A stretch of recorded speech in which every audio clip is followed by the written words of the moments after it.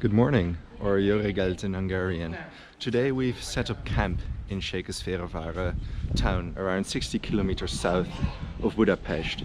And we aren't the only ones that set up camp here, because 1,000 years ago, Arpád, the first king of Hungary, is said to have set up camp here. And this was the place where he fell in love with the Pannonian basin and decided to establish his dynasty and the country Hungary.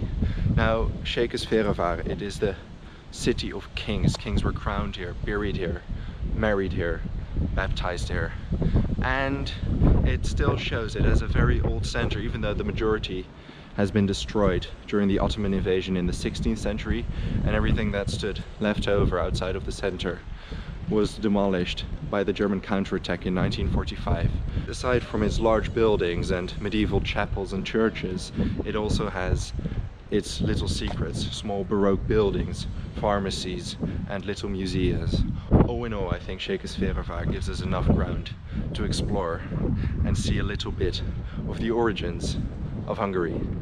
Legyél hát pozitív, gondolja jövőre, és hogyha nincs jövő, hát majd lesz jövőre, jövőre, meg újra jövőre, de többet már nem mondom el, hogy ne lőj le, régóta van.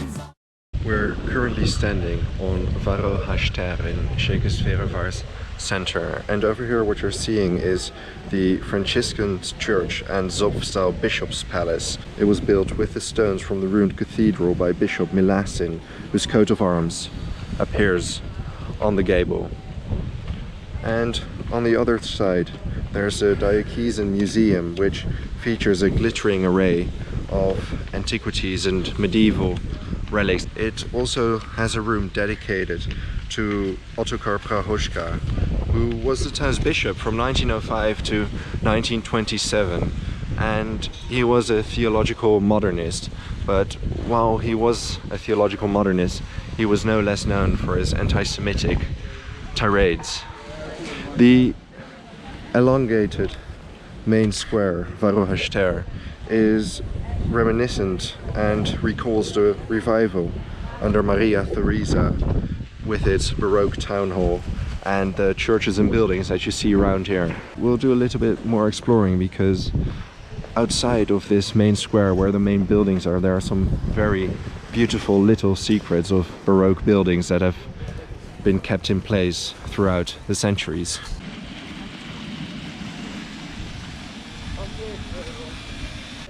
This is the Black Eagle Pharmaceutical Museum, and this 18th century pharmacy operated up until 1971. As you can see from the outside, it has retained much of what there once used to be, not least the original Baroque wood carved fixtures and fittings made in the local Jesuit workshop back in 1758, so that's nearly 300 years ago. I'm told that on the inside it shows a horseshoe-shaped table with glass and antiques that has been here for over 200 years. So I'm going to go inside and see if we can see that. We're inside the pharmacy, and they were right. This is a complete empire-style horseshoe medicine cabinet, complete with the medicine press. These are original Baroque wood-carved fixtures from 1758, nearly 300 years ago, and as you can see on the jars, they are all labeled with traditional medicine, herbs, spices, and they go all the way up to the roof. A very elegant little pharmacy. Over here, a little bit hidden from the main square, is the Baroque church of St. John's, which is also founded by the Jesuits.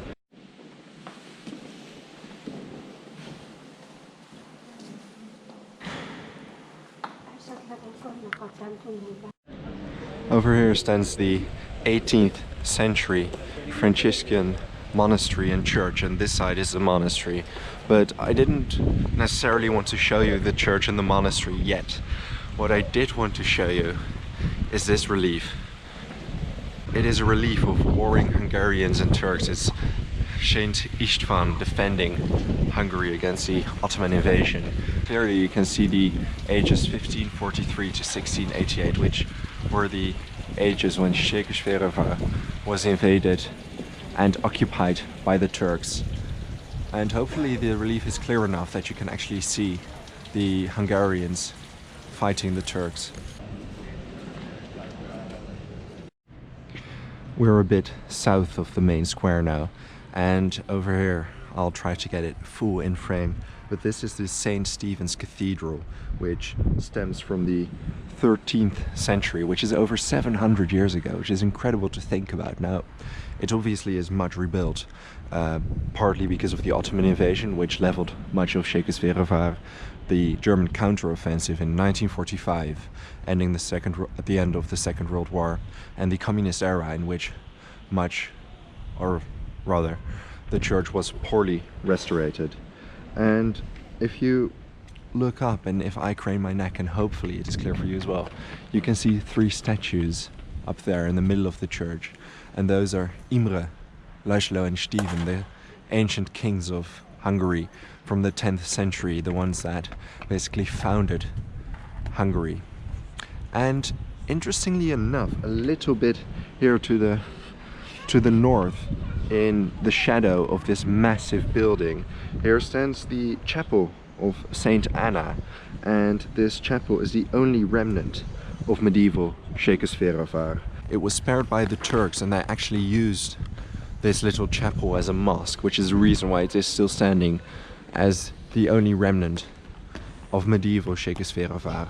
And if we go inside, I'll try to show you, but there are Arabic or the Quranic inscriptions and Arabic murals inside.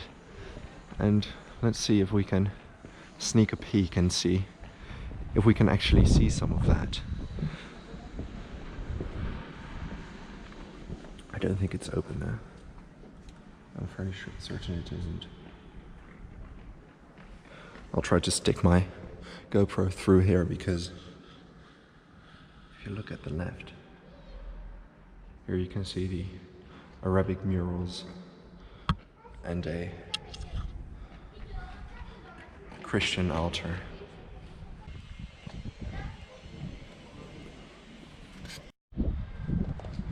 We've continued south from the main square, and over here what we found is the Buddhist House. It is a museum nowadays with a collection of beautiful old furniture and Hungarian art which belonged to the Ibo family.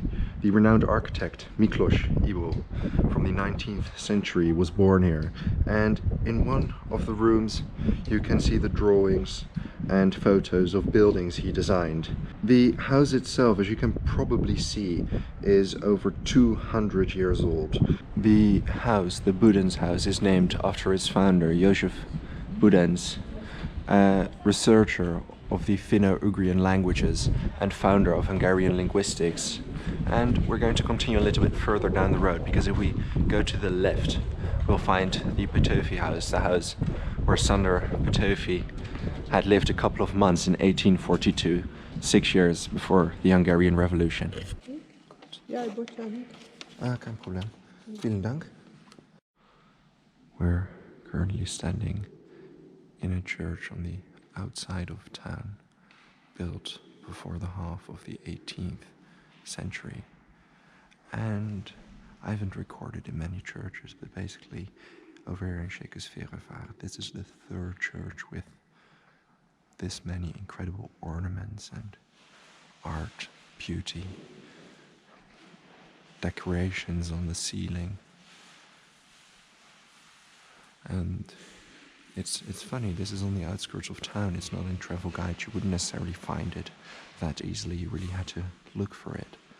But there's such wealth, and well, I walked in here and there was one woman sitting near the entrance who handed me a German guide, and I doubt many people come here to visit. At least many people come here to see. I think this is still in use for prayer every Sunday morning. I've just come from the church that I recorded in, and I asked the woman, so where is the Pawhuska house, because I wasn't able to find it, and well, I spent quite a while looking for it. Turns out it either isn't there, or well, we just had a little bit of a language barrier, because well, only spoke Hungarian. I only spoke, well, barely any Hungarian, only the basics. So regardless, I don't think we'll see the Pawhuska house, which was supposedly located in a cinema anyway. And we're on our way now to the Thebori mansion, which is outside of the city, so we have to take a little bit of a drive, and it is a very interesting story, a very odd story as well, built in the 50s, and I'll tell you all about that in a second. Over here we see the Romkert, which is loosely translated to the Garden of Ruins, and it holds the excavated foundations of the cathedral where King Stephen was buried. It was designed for him by Italian architects in an attempt to rival St. Mark's in Venice. And over here, the coronation of 38 Hungarian kings were hosted. After the town fell to the Turks in 1543, the cathedral was plundered of its gold and jewels and then blown up. Next to the Garden of Ruins is a mausoleum, and in the 18th century a sarcophagus is found which was rumored to contain King Stephen's remains, aside from his hand, because his hand resides in the St. Stephen's Basilica in Budapest. We're currently on the outskirts of Székesfehérvár in a small suburban area.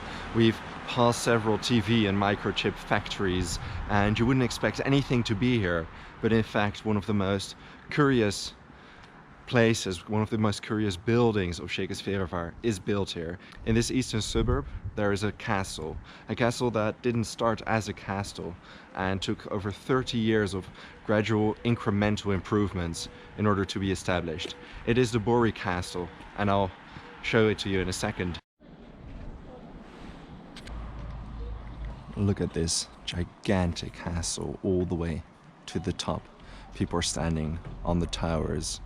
Now, would you expect, firstly, that this started as a small cottage next to a vineyard, and secondly, that this is built in a residential suburban era of the city?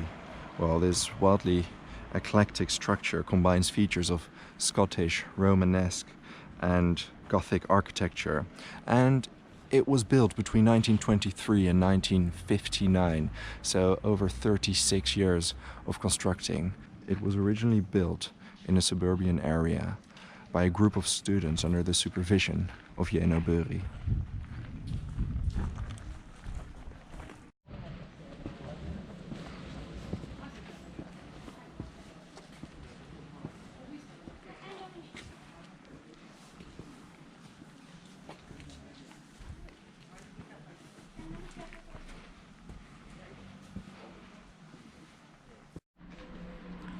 The gardens of this castle are filled with statues of Hungarian kings and other eminent characters of Hungarian history.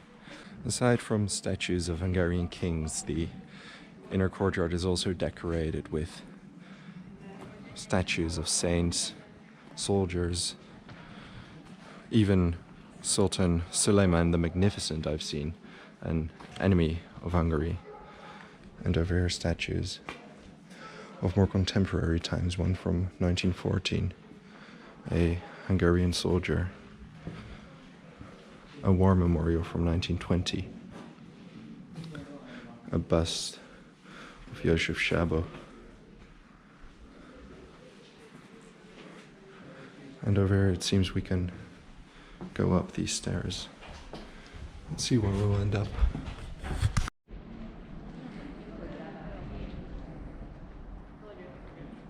Here is a bust of Jeno Buri, and next to it is Ottokar Pawhuska, the Bishop of Székesfehérvár from 1905 till 1927. I believe I mentioned him briefly as I was walking through Székesfehérvár's town square. This is another bust of Buri Jeno. So what I think is interesting to mention is to tell the story of how Buri managed to expand his castle. How did he manage to create such a massive building and construct it in a suburb, in the eastern suburb. And it is a rather funny story. So he started in 1923 with, well, students started building this as a small cottage next to a vineyard. And what Bori did, he was supervising the students building this place.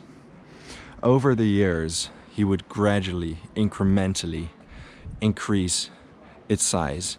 So for example, he would build that tower next to the main building. He would maybe expand his courtyard a little bit. He would build several statues and another wall. And that's how he went from a small cottage in 1923 to this palace or castle in 1959. I'm currently standing on top of Porous Castle, and I think that the surroundings make it all too clear that this is a suburban neighborhood. It's not some sort of secluded land where a castle was built. It was built in the middle of a residential area, and also standing on top of this castle. Don't know if it's too stable, to be honest. Doesn't really feel like it, but it just shows the size and the magnitude of it.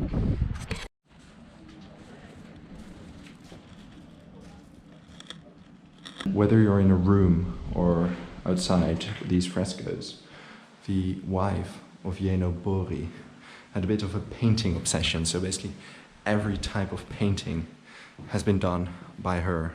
Thing is, I give the palace a bit of an Aryan odd feeling, and the more I've explored through this, the more I'm starting to doubt his sanity. For 41 years, this man has made it his life's work to gradually, incrementally expand this gigantic castle.